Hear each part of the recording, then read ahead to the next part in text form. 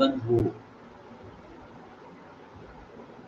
आर्य सज्जनों, सभी को सादर नमस्ते।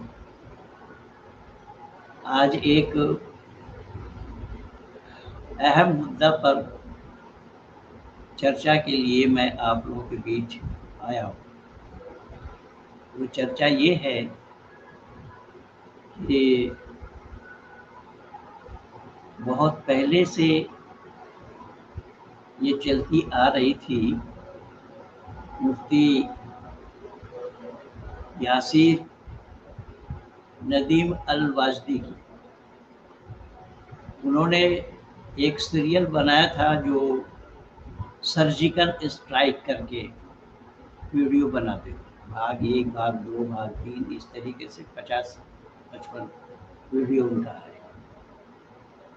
तो उसमें जवाब देने के लिए मैं आ गया। तो जब मेरा जवाब सुना तो उसमें मुझे तो मूर्ख, जाहिल, अपढ़ और क्या क्या बोला। उसके बाद फिर मैं उसके जवाब में वीडियो दिया। कुरान का नकल नहीं बना सकते, वो मैं कुरान का नकल बना करके दिया। उस पर भी उसने टिप्पणी की कि हय्युल क़य्यूम नहीं होना चाहिए, हय्युल क़य्यूम होना चाहिए। फिर मैं कुरान से हवाला दे करके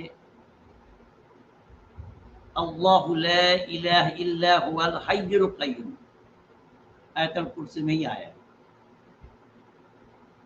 तो उसका वो बोलना बंद हो गया, उसका वो सीरियल आना बंद हो गया। उसके बाद में मैं देखा ये मुफ्ती यासिर, मुफ्ती फजल हमदर्द, ये सब मिल करके सच वाला के साथ प्रोग्राम बनाया और सच वाला के साथ मुनाजरा के लिए यासिर, मुफ्ती यासिर अपने चैनल में बुलाया और इन लोगों की राजी भी नामा भी थी। ये सब बात तय करके वहाँ बात केवल तय नहीं थी, अपितु विषय भी निर्धारित था। विषय भी निर्धारित था और किस विषय पर चर्चा करेंगे ये सब बातें थी। लेकिन ये भी पुरानी बात है, मेरे पास समय न होने के कारण मैं इसका जवाब देने में लेट हुआ। मेरे पास काम बहुत रहते हैं, पुस्तक लिखने के भी, प्रोग्राम के भी, इस तरीके से मैं व्यस्त रहा। तो आज मैं थोड़ा समय निकाल पाया और जिस समय के अंतर्गत मैं इन दोनों को जवाब दूंगा और दोनों के विचार आप लोगों के बीच में रखूंगा। यद्यपि वीडियो तो उसका लंबा है, मैं जवाब दूंगा उसको और थोड़ा लंबा हो जाएगा और मेरा जवाब दोनों के लिए होगा, मुफ्ती यासिर के लिए भी और सच वाला के लिए भी। क्योंकि कोई व्यक्ति अपने आप को सच वाला कहे तो ये बेमानी बातें हैं। इसका विरोध मैं बहुत पहले से ही करता आया हूँ। जब पहली बार इनसे मुलाकात हुई थी मेरी बहन कालिदासी जी के चैनल में, तो पहली मुलाकात में मैं उसका विरोध किया कि नाम ठीक से रखिए, सच वाला कोई नाम नहीं। रही बात आप डर रहे हैं तो इस काम में उतरे क्यों? कोई गला पकड़ करके रो रहा था आपका कि आप इस काम को करो, और सच का ठेका लिया है और बोलते छुप करके हैं। सबसे पहला धोखा तो यही है। तो आइए फिर भी मैं आप लोगों को दिखा रहा हूँ, बतला रहा हूँ कि ये इन सब की वार्ता क्या हो रही है। देखिए, कार्यक्रम इन लोगों का पहले से तय है, पहले से तय था। उसके बावजूद भी लगभग 26 से 28 मिनट समय सच वाला के इंतजार में बेकार हुआ। तुम्हारा सिस्टम नहीं है, जब बात तय है, सब कुछ बातें हैं, तो तुम्हें सही करके आना चाहिए। तुम्हारा सिस्टम नहीं है, उसके लिए कौन दोषी है? ये सब लोग जो बैठे थे, सुनने वाले भी बैठे थे, हालांकि उस दिन मैं भी था, मैं फजल हमदर्द से बात भी की उस दिन, और फजल हमदर्द से बात करने के बाद भी फजल हमदर्द के ऊपर मैं कुछ बोला था, तो ये कितने जाहिलों ने मेरे ऊपर भी कीचड़ उछालने का प्रयास किया है। तो ये देखिएगा कि जब बात तय थी और सब कुछ बातें पहले से हो चुकी थी, तो उसमें ना नुकुर क्यों, देर क्यों, ये नहीं हुआ तो वो नहीं हुआ, तो ये आवाज आ रही है, वो आवाज आ रही है, तो ये म्यूट है, वो म्यूट है, ये सब लफाजी उसमें हो रही है और दुनिया सुन रहे हैं। दुनिया के पास इतना समय कहाँ है जो लगभग 27-28 मिनट समय बेकार किया। उस समय का कीमत कौन चुकाएगा? अब मुफ्ती यासिर साहब अमेरिका में बैठे हैं, अमेरिका वाले समय के कदर को जानते हैं। उन्होंने केवल एक बार बोला, 26 मिनट समय बेकार किया, लेकिन सख्ती से कोई बात नहीं की। समय की कीमत भारत वाले भले ही न जाने, लेकिन अमेरिका वालों के पास, अमेरिका में रहने वालों के पास समय की कदर है, भली भांति मैं भी जानता हूँ।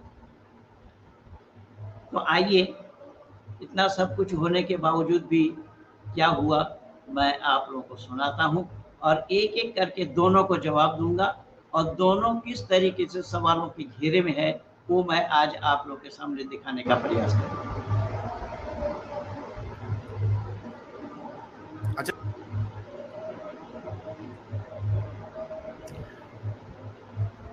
अस्सलामु अलैकुम वरहमतुल्लाहि वबरकातुहू। अल्हम्दुलिल्लाहि रब्बिल आलमीन वस्सलातु वस्सलामु अला सय्यिदिनल अंबिया वल मुरसलीन व आलिहि तय्यिबीन अत्ताहिरीन रदियल्लाहु अनिस सहाबति मिनल मुहाजिरीन वल अंसार व मन तबिअहुम बि इहसान इला यौमिद्दीन। अम्मा बाद, सब देखने वालों को अस्सलामु अलैकुम वरहमतुल्लाहि वबरकातुहू। नाज़रीन, जैसे कि आपके इल्म में है कि आज एक बहुत ही इंतहाई अहम मौजू के ऊपर डिबेट होने जा रही है जनाब मुफ्ती यासिर नदीम अल-वाजिदी साहब और सच वाला जी के दरमियान में। इसका आप लोगों ने पहले से इसका आपको इल्म है और यूट्यूब के ऊपर इसको अनाउंस कर दिया गया है। और मौजू इस जो आज की डिबेट का है वो ये है, understanding the super intelligence in the light of the Quran and reasoning. बंधुओं, सुन लिया आप लोगों ने, विषय निर्धारित क्या है? सुपर इंटेलिजेंस, अर्थात जो इस कायनात का मालिक है वो है या नहीं, अगर वो हैं तो कितने हैं, ये विषय पहले से तय हो चुकी थी। ये विषय पहले ही तय कर लिया गया था कि किस विषय पर हम चर्चा करेंगे, और मुफ्ती फजल हमदर्द ने उस विषय को रखा। एक बार मैं दोबारा सुना देता हूँ विषय क्या है। अम्मा बाद, सब देखने वालों को अस्सलामु अलैकुम वरहमतुल्लाहि वबरकातुहू। नाज़रीन, जैसे कि आपके इल्म में है कि आज एक बहुत ही इंतहाई अहम मौजू के ऊपर डिबेट होने जा रही है जनाब मुफ्ती यासिर नदीम अल-वाजिदी साहब और सच वाला जी के दरमियान में। इसका आप लोगों ने पहले से इसका आपको इल्म है और यूट्यूब के ऊपर इसको अनाउंस कर दिया गया है। और मौजू इस जो आज की डिबेट का है वो ये है, understanding the super intelligence in the light of the Quran and reasoning. Super intelligence का ये पहले से तय हो चुकी थी, यूट्यूब में भी डाला गया है। सुपर इंटेलिजेंस यानी कायनात का बनाने वाला, वो कौन है, उस पर हम आकीदा रखते हैं या नहीं, इस विषय पर ही चर्चा। कुरान मजीद और रीजनिंग, अक्ल की रोशनी के अंदर उसको समझना कि एक ऐसी हस्ती और ज़ात का तसव्वुर कि जिसने इस कायनात को पैदा किया है वो कौन है, कुरान मजीद क्या कहता है और अक्ल और रीजनिंग, असबाब और साइंस क्या कहती है। तो इस मौजू के ऊपर सच वाला जी अपने दलाइल देंगे, अगर वो इसको मानते हैं तो किस दर्जे का मानते हैं, वो अपना पहला दावा पेश करेंगे, और मुफ्ती यासिर नदीम अलवाजदी साहब वो इस हवाले से अपने दलाइल। पहले मैं मुफ्ती फजल हमदर्द का ही जवाब दे दूं कि कुरान को साइंस के दृष्टि से मानने की बात कही है। तो क्या कुरान साइंस के दृष्टि में खरा उतरने वाला है, या कुरान में साइंस है? कुरान विज्ञान सम्मत है या विज्ञान विरुद्ध है? उदाहरण के रूप में मैं एक दो मिसाल जोड़ता चलूं। कुरान विज्ञान विरुद्ध है, क्योंकि एक कुमारी महिला के पेट से बच्चा पैदा होना, ये कौन सा मेडिकल साइंस का जानकार मानेगा इसे सच? कौन सा मेडिकल साइंस इसको स्वीकार करेगा? और उसमें तरीका भी क्या बता, वल्लती अहसनत फरजहा फनफखना फीहा मिन रूहिना वजअलनाहा वब्नाहा आयातन लिल आलमीन। कुरान कह रहा है।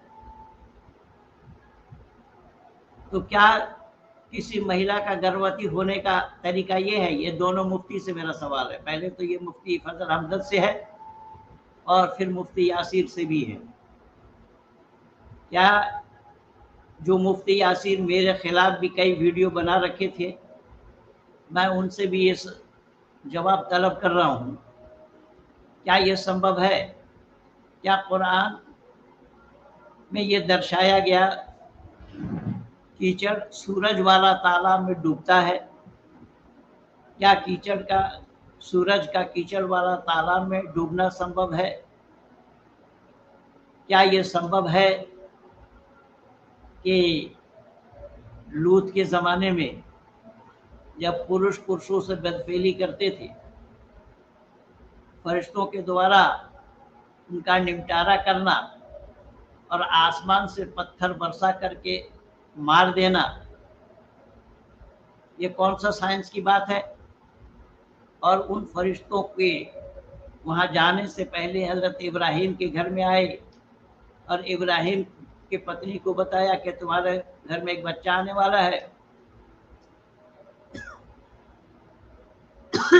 मरियम इब्राहिम की पत्नी सारा ने कही कि मैं तो बुढ़िया हूँ और ऊपर से बाज हूँ, मेरे पति भी, शौहर भी बूढ़े हैं, हमारे संतान कैसे आएंगे? बोले अल्लाह का हुक्म है। संतान का नाम बता दिया, अभी संतान का जन्म नहीं हुआ, और उसका नाम इसहाक होगा, और उस इसहाक के घर में भी बच्चा आएगा, उसका नाम याकूब होगा। क्या ये साइंस है? ये साइंस हो सकता है कुरान का हो, लेकिन दुनिया में इसे कोई सच नहीं मानेगा। ठीक इसी तरीके से जकरिया के पत्नी के साथ हुआ। जकरिया ने बुढ़ापा में अल्लाह से फर्जंद मांगा था, लड़का मांगा था, तो वहां भी फरिश्ता जा करके बोले, तो उसके पत्नी को बोला गया, तो पत्नी ने कही मैं तो बाज हूं, बोले उसके भी संतान हो जाएंगे। तो ये सब कुरान का साइंस है। ऐसे ही विज्ञान विरुद्ध बातें कुरान भरी हुई है। मैं तो केवल ये मुफ्ती फजल हमदर्द को जवाब देने के लिए इतना बोला। आगे देखिए तमाशा क्या होता है, और ये सब लोगों ने तमाशा बनाया हुआ है और दुनिया को तमाशबीन बनाए हुए हैं। सुनिए और क्या बोल रहे हैं। रखेंगे। सबसे पहले तो मैं सब आने वालों को खुशामदीद कहता हूँ, जो भी इस चैनल को देख रहे हैं, इस ब्रॉडकास्ट को। हमारा यहाँ पर होना, जैसे इस पूरे डिबेट के अंदर जो अफराद शरीक होंगे, एक मैं हूँ मुफ्ती फजल हमदर्द, दूसरे मैं डिबेट मॉडरेटर हूँगा जनाब यासिर नदीम अलवाजदी साहब, मुफ्ती साहब का। मैं इनके किसी भी डिबेट के अंदर यानी मेरी जो जिम्मेदारी होगी वो सिर्फ मॉडरेशन की होगी और मॉडरेटर की होगी। दूसरा सचवाला जी होंगे जिनका मुफ्ती साहब के साथ मुनाजरा है, इसके अंदर बातचीत है, और उनके साथ सचवाला जी के साथ मॉडरेटर होंगे साहिल साहब। तो हम 4 अफराद इसके अंदर स्क्रीन के ऊपर आपको नज़र आएंगे, और इसमें हम 2, साहिल और मैं, हम मॉडरेटर हैं यहाँ पे, और जो मुफ्ती साहब हैं और सचवाला जी, इनके आपस में डिबेट होगी। डिबेट का जो मौजू है वो है understanding the super intelligence in the light of the Quran and reasoning. आप सब दोस्तों से, जो लोग इस वीडियो को देख रहे हैं, मैं आप लोगों से गुजारिश करूंगा कि आप इस वीडियो को ज़्यादा से ज़्यादा शेयर करें, ज़्यादा से ज़्यादा लोगों तक इस वीडियो को पहुंचाएं, ताकि ये एक मौजू ऐसा है कि जिस पर दोनों तरफ से बहुत ऐसा एक दूसरे को सवाल, चैलेंजिंग और बात करना कि मौजू ये है, और बड़ी बेसब्री के साथ लोगों को इंतज़ार है इसका। मैं समझता हूँ कि ये एक तारीखी डिबेट है, और तारीख और ये एक इतिहास रकम करेगी ये डिबेट, कि जिससे ये हमें मालूम होगा कि सुपर इंटेलिजेंस क्या है और उसको किस तरह से समझा जाएगा। तो मैं आप सबको फिर खुशामदीद कहता हूँ, और मैं शुक्रिया अदा करता हूँ मुफ्ती यासिर नदीम अलवाजिदी साहब का और साहिल साहब का कि यहाँ पर मौजूद हैं। सचवाला जी का इंतज़ार है, वो जैसे आएंगे तो हम इस डिबेट को आगे बढ़ाएंगे। मैं कुछ इफ्तिताही कलिमात के लिए जनाब मुफ्ती साहब से गुजारिश करूँगा कि इस हवाले से कुछ कहना चाहें। अस्सलामु अलैकुम वरहमतुल्लाहि वबरकातुहू। बहुत बहुत शुक्रिया मुफ्ती फजल साहब, आज आप ये डिबेट मॉडरेट कर रहे हैं। आपने बहुत अपना कीमती वक्त निकाला और इस अहम मौजू के ऊपर गुफ्तगू करने के लिए हम दोनों यानी मैं और सचवाला यहाँ जमा हुए हैं, और आप माशाअल्लाह उसका मॉडरेशन कर रहे हैं। जज़ाकुमुल्लाह खैरन। मैं समझता हूँ कि इस वक्त ये जो वक्त गुजर रहा है सचवाला जी के इंतज़ार में, मैं शायद आ भी गए हैं, तो सचवाला जी को ऐड कर लेते हैं और बग़ैर किसी ताख़ीर के अपनी गुफ्तगू शुरू करते हैं। सचवाला जी, आपको आवाज़ आ रही है? जी हाँ दोस्तों, मेरी आवाज़ आ रही है आपको? जी हाँ, हम सुन पा रहे हैं। जी हाँ, आपकी तो आ रही है, लेकिन मेरी आवाज़ आपको आ रही है? जी जी, आ रही है। जी सचवाला जी, आपकी आवाज़ आ रही है। आप यहाँ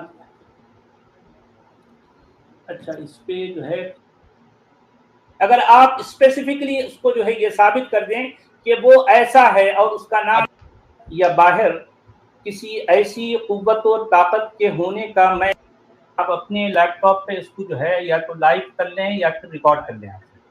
ठीक है, ठीक है। नहीं आ तो गए हैं, लेकिन यहाँ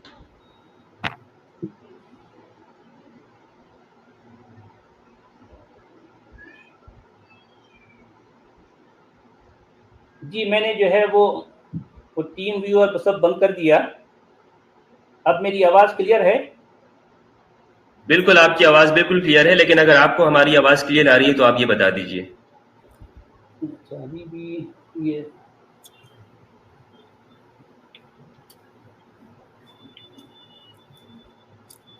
सचवाला जी, आपका जो ब्राउजर है उसमें सब टैब, बाकी जो टैब है सब बंद कर दीजिए आप।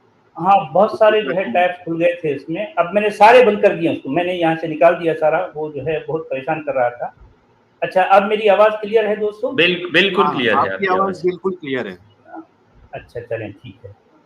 तो अब तक का ये लगभग 25 मिनट 2 सेकंड का समय खराब हुआ, और इस समय के लिए दोषी सच वाला है। देखिए, वाला है सच का, और लोगों के खराब कर रहे हैं समय। क्या इसी का नाम सच्चाई है? इसी को सच बोलने वाला कहा जाएगा? केवल इतना ही नहीं, आगे और सुनते जाइए। अब इनकी शुरुआत हो रही है। विषय मैं आपको बता दिया हूँ पहले, मुफ्ती फजल हमदर्द ने भी विषय बता दिया, वो सवाल मैं सुना दिया हूँ, वो विषय मैं सुना दिया हूँ। मुफ्ती फजल हमदर्द पर जो सवाल उठा था वो भी मैं सुना दिया हूँ। अब आगे इन लोगों की चर्चा सुनते हैं। हो सकता है मैं ये पूरा वीडियो 2 या 3 पार्टों में करके दूंगा कि कहाँ कहाँ क्या है, एक साथ पूरा करने में 3, 4, 5 घंटा हम लोगों के पास इतना समय नहीं होता है कि 5 घंटा 55 मिनट बैठ करके हम ये सुनाएं कि मुसलमान बनने से हम हिंदुओं को बचा रहे हैं। मुसलमान बनने से हिंदुओं को बचाने के लिए ये सच्चाई नहीं है, वो उस पर मैं वीडियो बनाऊंगा। मुसलमान बनने से बचने के लिए तरीका क्या है, वो मेरे पास उसकी आवाज़ है और उसको भी मैं सुनाऊंगा कि क्या है मुसलमान, किस तरीके से मुसलमान बनने से बचाया जा सकता है। जो लोग मुसलमान बनने से बचे हैं ऐसे लोगों के बहुत सारी आवाज़ मेरे मोबाइल में भी मौजूद है, वो भी मैं सुनाऊंगा। लेकिन सुनिए ये लोग क्या बोल रहे हैं। तो मैं पूरा वीडियो नहीं बल्कि इसको पार्ट में आप लोगों के बीच रखूंगा। ये आज भाग नंबर 1 चल रहा है। तो जी मुफ्ती साहब, आपने जो फरमाया है मैं अपनी बात रखता हूँ। देखें, पहली बात तो खैर मैं इसको दावे के तौर पर कुछ नहीं ले रहा हूँ। जितना मैं समझ पाया, जितना मैं है अब तक, जितना मेरा गौर फिक्र रहा है, उस हवाले से मैं कुछ कहना चाहूँगा। देखिए,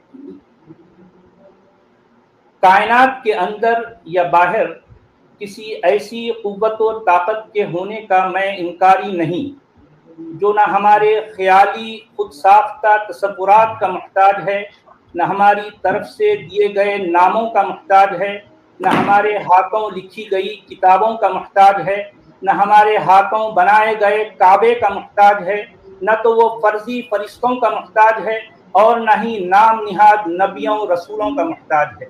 पहले इस सच वाला की झूठ सुनिए। इसने खुद बताया है कि मैं उसका कायल हूं। किसका? जो इस कायनात का मालिक है। लेकिन ये काबे का, फरिश्तों का, किताब का आदि आदि उस पर वो तसव्वुर नहीं रखते। पहली बात तो ये है कि उसने कब बोला है। हम इंसान हैं, हम इंसानियत को बरकरार तभी रख पाएंगे जब उस कायनात को जान करके उस कायनात की इबादत करेंगे। अगर कायनात की इबादत हमने नहीं की तो हम कभी भी इंसान अपने को नहीं कह पाएंगे। इंसान होने के लिए पहले हमें जानना पड़ेगा कि इंसानियत है क्या। इसलिए वेद में आया है, ओम य आत्मदा बलदा यस्य विश्व उपासते प्रशिशम यस्य देवा यस्य छायामृतम यस्य मृतु कस्मै देवाय हविषा विधेम। जो आत्मज्ञान का दाता, शरीर, आत्मा और समाज का बल का देने हारा, जिसकी सब विद्वान लोग उपासना करते हैं। पहले सुनो दुनिया वालों, जो विद्वान कहलाएंगे, ये सच वाला अपने को विद्वान मान रहा है तो विद्वान बनने के लिए, विद्वान समझने के लिए, विद्वान जानने के लिए उस परमात्मा की उपासना करनी ही होगी। सब विद्वान लोग उसकी उपासना करते हैं और उसका प्रत्यक्ष सत्य स्वरूप शासन अर्थात न्याय को मानते हैं, वो इंसान कहलाते हैं। पहले ये सच वाला है या झूठ वाला है, ये इंसान कहलाने का हकदार भी नहीं है। यहाँ वेद में साफ मना किया है, वेद में साफ मना किया है कि वह इंसान नहीं होगा जो उस कायनात पर विश्वास नहीं रखता, उस कायनात को नहीं मानता, जो इस परमात्मा, ये ब्रह्मांड का रचने वाला, जिसके सब विद्वान लोग उपासना करते हैं, ये बताया। और जिसका प्रत्यक्ष सत्य स्वरूप शासन अर्थात न्याय और शिक्षा को भी मानते हैं, जिसका आश्रय ही मोक्ष सुखदायक है। क्या कमाल किया है वेद के अंदर में, जिसका आश्रय ही मोक्ष सुखदायक है। मोक्ष के माने कुछ और नहीं है। मोक्ष के मानी है ईश्वर का सानिध्य प्राप्त करना। ईश्वर आनंद स्वरूप है, उससे आनंद को प्राप्त करना ये इंसान का काम है। किसी घोड़ा, गधा, खच्चर, बकरी, भेड़ के लिए नहीं है। जो मानव होकर उस परमात्मा की उपासना नहीं करता, उस परमात्मा को डिनाई करता है, उस परमात्मा को अस्वीकार करता है, वो मानव कहलाने के हकदार ही नहीं है। जिसका आश्रय ही मोक्ष सुखदायक है, जिसका न मानना अर्थात भक्ति न करना ही मृत्यु आदि दुख का हेतु है। सुन जाहिल कहेगा, जिसका न मानना मृत्यु आदि दुख का हेतु है, ये वेद कह रहा है। इसलिए क्या करना चाहिए कि उसकी भक्ति करने हेतु मृत्यु आदि दुख का हेतु है वो। अगर भक्ति नहीं करता है तो उससे दुख झेलना पड़ेगा। हम लोग उस सुख स्वरूप सकल ज्ञान के देने हारे परमात्मा की प्राप्ति के लिए, यहाँ परमात्मा की प्राप्ति, परमात्मा का सानिध्य लाभ करना ये इंसान का काम है, किसी जीव जंतु जानवर का नहीं है, पेड़ पौधे का नहीं है। लेकिन कुरान पेड़ पौधे के लिए भी कहा है। वो भी आ रहा, वो मुफ्ती यासिर को पकड़ूंगा उसमें। तो यहाँ बताया गया कि इंसान कहलाने का हकदार वही है जो उस परमात्मा को जानकर उसकी इबादत करता है, उसकी उपासना करता है, उसके शासन अर्थात न्याय को मानता है, उसकी शिक्षा को मानता है। उसका मानना ही सुखदायक है और न मानना मृत्यु आदि दुख का हेतु है। सब लोग उस सुख स्वरूप सकल ज्ञान के देने हारे परमात्मा की प्राप्ति के लिए आत्मा और अंतःकरण से विशेष भक्ति करें, अर्थात उसी की आज्ञा पालन करने में तत्पर रहें। अब यहाँ जहालत की बात क्या हो रही है कि हम उसको नहीं मानते हैं जो किसी खाना काबा का कायल हो, जो कुरान का कायल हो, जो फरिश्तों का कायल हो। तो सिस्टम चलाने के लिए कुछ ना कुछ करना तो पड़ेगा। जब तुम नहीं आए थे सिस्टम में तो आए तो तुम्हारा सिस्टम काम नहीं कर रहा है। तुम्हारा सिस्टम और इतने लोगों का बैठना, ये तीनों के बगैर काम नहीं चलेगा। सुनो, और भी बातें हैं लेकिन ये मैं हल्का फुल्का डोज दे रहा हूँ। ये जो आज सच के नाम से झूठ का पुलिंदा लिए फिर रहे हैं और दुनिया को ये बतला रहे हैं कि मैं मुसलमान होने से हिंदुओं को बचा रहा हूँ, हिंदुओं को तुम नहीं बचा सकते हो। तुम्हें मालूम ही नहीं है कि हिंदू इसी वेद के कायल है। हिंदू वेद को मानता है, चाहे वो कितना कट्टर पौराणिक से पौराणिक हिंदू क्यों ना हो, हिंदू वेद को मानता है। कोई हिंदू ईश्वर को डिनाई नहीं करता, कोई हिंदू परमात्मा को अस्वीकार नहीं करता। और ये हिंदू तो उनको विरासत में मिला है, जो जन्म लिया है वो इसी वेद को लेकर के आया है। तुम्हें क्या मालूम, तुम क्या हिंदुओं को बचाओगे मुसलमान बनने से? तुम्हें खुद को नहीं मालूम है, तुम खुद कुछ नहीं बन पाए। तुम तो धोबी के कुत्ते हो, न घाट के न घर के, न खुदा ही मिला, न मिसाले सनम, न इधर के न उधर के। तुम्हें कुछ भी अता पता नहीं है, तुम्हें कुछ भी जानकारी नहीं है।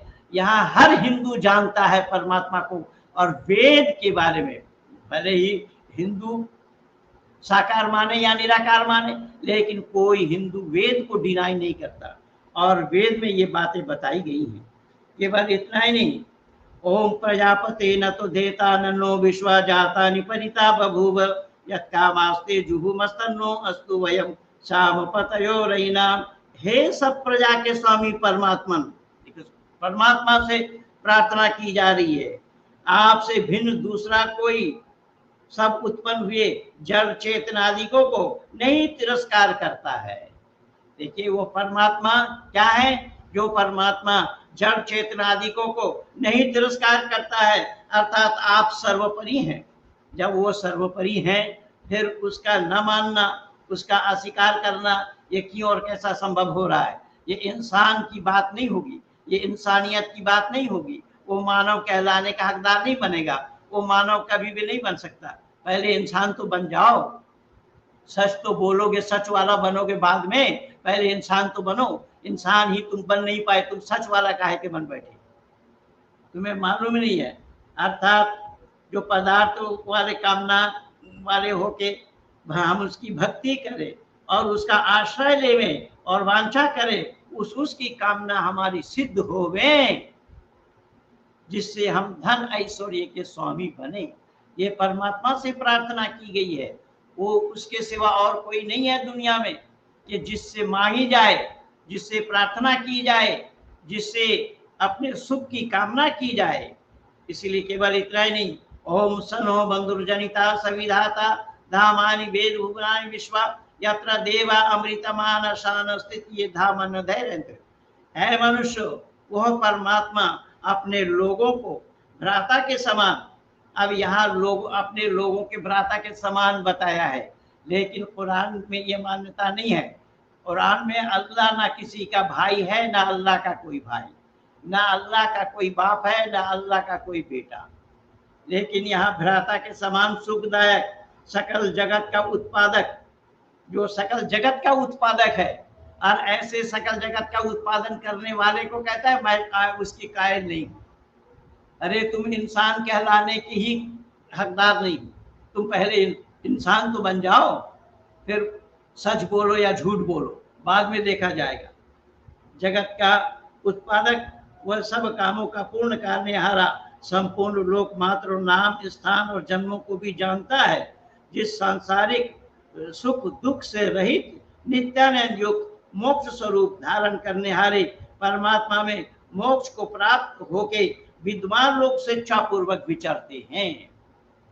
उस परमात्मा को प्राप्त करने के लिए कौन लोग हैं कि उस परमात्मा को प्राप्त करते हैं? केवल विद्वान। तुम अपने को फन्ने खा मान बैठे, विद्वान मान रहे हो, जानकार मान रहे हो, हम कुरान के जानते हैं, कुरान का नकल बनाते हैं। अरे कुरान है क्या जिसका तुम नकल बनाते हो? उसका नकल बना के क्या करोगे तुम? कुरान का नकल बना करके क्या करोगे? तुम उस परमात्मा को ही नहीं जान पाए, जिस परमात्मा ने तुम्हें मानव योनि में भेजा है, जिस परमात्मा का तुम एहसान फरामोशी कर रहे हो। और यहाँ वेद में बताया गया है, सांसारिक सुख दुख से रहित नित्यानंद मोक्ष स्वरूप धारण करने हारे परमात्मा में मोक्ष को धारण करके विद्वान लोग स्वेच्छा पूर्वक विचरते हैं। वही परमात्मा अपना गुरु, आचार्य, राजा और न्यायाधीश है। अपने लोग मिल के सदा उसकी भक्ति किया करें। ये हर हिंदू मानता है इस बात को। हर हिंदू उस परमात्मा की भक्ति करता है, चाहे कोई कैसे रूप में करे, कोई कैसे रूप में करे। ये वेद की बात है। कोई हिंदू ऐसा नहीं है धरती पर जो वेद को डिनाई करे। कोई हिंदू ऐसा नहीं है जो वेद को अस्वीकार करे। और तुम हिंदू को मुसलमान बनने से बचा रहे हो, तुम हिंदुओं को ज्ञान दे रहे हो। हिंदुओं को तुम क्या ज्ञान देगो? तुम ज्ञान खुद नहीं ले पाए, तुम्हारे पास खुद के पास ज्ञान नहीं है, तुम दुनिया भर की बकवास कर रहे हो, इससे थोड़ी बात बनने वाली है। ये है ये हिंदुओं की मान्यता। इसलिए मैं थोड़ा सा आप लोगों को दर्शाया, लेकिन उसके बारे में और भी सुनिए और क्या कह रहा हूँ। इंसान का पत्थर से कंप्यूटर तक का सफर अकीदों की बुनियाद पर नहीं बल्कि अकल की बुनियाद पर हुआ है। वो लोग जो मजहबी खुदाओं की चक्करों में पड़े रहे, उनका दामन हमेशा खाली रहा। देखिए ये बोल रहे, जो लोग मजहबी दुकानदारों के खुदा के चक्कर में पड़े रहे, उनका दामन हमेशा खाली रहा। यही सबसे बड़ी जहालत है। ये मूर्ख है, एक नंबर का जाहिल है। ये इसको मालूम ही नहीं है कि उस परमात्मा, तो मैं वेद का प्रमाण दे करके बोला, वो परमात्मा के सिवा कोई नहीं है और दुनिया में उसके माने बगैर, उससे मांगे बगैर कुछ भी मिलना संभव नहीं है। तुम्हें अकल ही नहीं है, तुम बकवास कर रहे हो, झूठे हो, मक्कार भी हो। इसलिए ये कह रहे हैं कि अकल से तस्लीम करते हैं। अकल से कि तस्लीम करोगे? अकल क्या है तुम्हारे पास? अकल तुम्हें दिया किसने? अकल को पाने का सौभाग्य कैसे प्राप्त हुआ? अकल तुम्हें दिया किसने? जब तुम अकलमंद मानोगे तो अकल देने वाला भी परमात्मा है। इसीलिए परमात्मा से हिंदू प्रार्थना करता है, ओम भूर्भुवस्वः तत्सवितुर्वरेण्यं भर्गो देवस्य धीमहि धियो यो नः प्रचोदयात्। हे परमपिता परमात्मा, आप सुख के देने वाले, दुख विनाशक, आप दुख के विनाश करने वाले हैं, आप सर्वोपरि हैं, आपसे हम मदद चाहते हैं, आप वरणीय हैं, वरण करने योग्य हैं, आपको हमने सबने मिलकर वरण किया है, इसलिए हम आपसे मांगने के हकदार हैं। हम आपसे मांग रहे हैं, क्या मांग रहे हैं? धियो यो न प्रचोदयात्, कह परमात्मा आप हमें बुद्धि दीजिए, आप हमें विद्या दीजिए, आप हमें अक्ल सलीम अता फरमाइए। ये परमात्मा के सिवा और कोई देने लायक नहीं है, परमात्मा के सिवा और कोई दे नहीं सकता है। तू अकल कहाँ से लाएगा भाई? तू अकल लाएगा कहाँ से? कौन देने वाला है अकल को? वो परमात्मा है। परमात्मा के सिवा हर हिंदू इस गायत्री मंत्र को जानता है, हर हिंदू कहलाने वाला इस गायत्री मंत्र का उच्चारण करता है और परमात्मा से वो प्रार्थना करता है कि परमात्मा एक तू ही है, तुझे हमने वरण किया, तत्सवितुर्वरेण्यम, तुझे हमने वरण किया है, तेरे सिवा और कोई नहीं। तू हमें अक्ल सलीम अता फरमा, तू हमें विद्या और बुद्धि दे, क्योंकि अगर बुद्धि है तो मानव जीवन का सफल होना संभव होगा, अगर बुद्धि नहीं तो मानव जीवन का सफल होना संभव नहीं होगा। इसलिए परमात्मा से बुद्धि की मांग की गई, तो परमात्मा ने ही बुद्धि दिया, परमात्मा बुद्धि देने वाला है। तुम बुद्धि पाओगे कहाँ से? उस परमात्मा को डिनाई करके। सुनो और आगे क्या बोल रहे हैं। और वो लोग जिन्होंने इन खुदाओं से अपने आप को बेनियाज कर दिया, वही लोग इंसानी जिंदगी में इनकलाब लेकर आए। खुदा से अपने आप को बेनियाज कौन करेगा? क्या करेगा? खुदा ही खुद बेनियाज है, खुदा को खुद बेनियाज कहा गया है, वेद में भी बेनियाज बताया गया है, अनुपम शब्द आया है वेद में कि उसकी कोई उपमा नहीं, वो बेनियाज है। तो इंसान बेनियाज कहाँ से हो जाएगा? इंसान तो दोष और गुण दोनों में, पाप और पुण्य दोनों में, नेक और बद दोनों में, इंसान के अंदर में ये दो बातें हैं। परमात्मा में केवल गुण ही गुण है, वो तो मैं पहले वेद मंत्र पढ़ के सुना दिया। परमात्मा में गुण ही गुण है, उसमें अवगुण नहीं। तुम्हें अकल ही नहीं है, तुम इसे जानते भी नहीं हो और बकवास किए जा रहे हो। सुनिए आगे और क्या बोल रहा है। ये मैं अपनी कुछ सोच थी, मैं आपके सामने रखा, तो मुफ्ती यासिर नदीम साहब से मेरी गुजारिश है कि इस पर वो अपनी कुछ बात रखें। मैं सचवाला जी इससे थोड़ा सा और क्लियर मैं चाहता हूं कि आप और क्लियर कर दें कि इसके अंदर आपने जो कहा है कि मज़ाहिब का मोहताज नहीं और किसी चीज़ का मोहताज नहीं है, लेकिन दावा अभी तक जो है वो यानी इसमें आपने ये बात जो कही है, आप ये बता दें कि जो सुपर इंटेलिजेंस है उसको आप किस जरिए से मानते हैं? यानी क्या कुरान के उससे मानते हैं आप या मज़ाहिब के जो आपने बताया है? मज़ाहिब का तो आपने साफ कहा कि कोई मज़ाहिब नहीं है। जी हाँ जी ठीक, मज़ाहिब नहीं है ये तो बिल्कुल ठीक बात है, क्योंकि मजहब दुनिया के मानव मात्र के बनाए हुए हैं, मानवों ने बनाया है। मजहब दुनिया में आने वाले लोगों का बनाया हुआ है, लेकिन धर्म ईश्वर प्रदत्त है, धर्म ईश्वर बना करके भेजा है।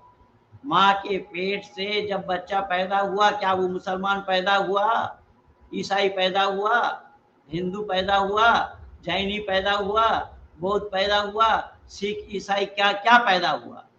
माँ के पेट से, माँ के उदर से जब बच्चा धरती पर आया, उसी का नाम हिंदू कहलाए, उसी का नाम आर्य कहलाए, और उसी को ज्ञान कराया जाता है। उसको साधारण ज्ञान और नैमित्तिक ज्ञान। मानव के पास दो प्रकार के ज्ञान होते हैं, एक साधारण ज्ञान, दूसरा नैमित्तिक ज्ञान। बाकी जीव जंतु में केवल साधारण ज्ञान होता है, नैमित्तिक ज्ञान नहीं होता। साधारण और नैमित्तिक को तुम सच वाले हो लेकिन जानते नहीं हो। सुनो, मैं सुना देता हूँ। जैसा एक गाय का बछड़ा है, अभी अभी उस गाय ने बछड़े का जन्म दिया, उस बछड़े को तालाब में डाल दो, इस पार से उस पार वो निकल जाएगा, ये साधारण ज्ञान है। लेकिन मानव का बच्चा अभी अभी जन्म लिया, उसको तालाब में डाल दो, वो इस पार तो उस पार तो नहीं जाएगा, पर दुनिया से पार जाएगा। इसका मतलब उसको नैमित्तिक ज्ञान नहीं है। तैरना सिखाना पड़ता है, तैरना सीखना पड़ता है, तैरना बिना सिखाए कोई सीख नहीं सकता। और ये ईश्वर प्रदत्त है, ये परमात्मा मानव मात्र को ही नहीं अपितु प्राणी मात्र को ये दो ज्ञान दे करके ही भेजा है अपने पास से, जिसको साधारण ज्ञान और नैमित्तिक ज्ञान मैं बोला हूँ। लेकिन मजहब तो दुनिया वालों के बनाए हुए हैं, हम मजहब के कायल नहीं हैं, लेकिन धर्म के कायल तो मनुष्य मात्र को होना ही पड़ेगा। धर्म वो है, सुन लो फिर, तुम्हें ये मालूम नहीं है कि धर्म के कायल मानव को होना क्यों पड़ेगा। धर्म वो है, माँ को माँ कहना, माँ को माँ मानना, माँ को माँ जानना, ये धर्म है। क्या तुम माँ को साली कह सकते हो, साली मान सकते हो? यह अधर्म है। और ये सृष्टि के आदि से है, ये सृष्टि के आदि से है, सृष्टि के बीच से नहीं। लेकिन इसे ना इस्लाम जानता है, ना ईसाइयत जानता है, ना कोई मजहब वाला जानता है। इसे अगर जानता है तो केवल हिंदू कहलाने वाला जानता है, जो वेद को मानता है वही लोग जानते हैं, उसके इतर जितने भी हैं किसी को मालूम नहीं है। इसीलिए मजहब के तो हम कायल नहीं हैं, लेकिन धर्म के कायल हैं, और धर्म मनुष्य मात्र के लिए है, जिसका हवाला मैं दिया हूँ। आगे सुनिए क्या बोल रहे हैं। ठीक है, यानी आप किसी ऐसी हस्ती को मानते हैं कि जो इस कायनात के अंदर है, जिसने इस पूरी कायनात को बनाया है? नहीं, मैं मानने का लफ्ज तो इस्तेमाल नहीं करता, कि जो है मुझे ऐसा लगता है कि कोई है, जिसका मैं इनकार नहीं करता। अब देखिए इसकी जहालत देखिए, कोई है इसका मैं इनकार नहीं करता। तो कोई है, अगर है तो बिना जाने किसी का है मानना क्यों और कैसा संभव होगा? इससे बड़ी मूर्खता और क्या है दुनिया में? सच का ठेका लिए बैठा है, इसको सच का अता पता भी नहीं है। जब हम मानते हैं कोई है जो बिना जाने मानना क्यों और कैसा संभव होगा? अकल के दुश्मन, बिना जाने कोई है यह मानना संभव ही नहीं होगा।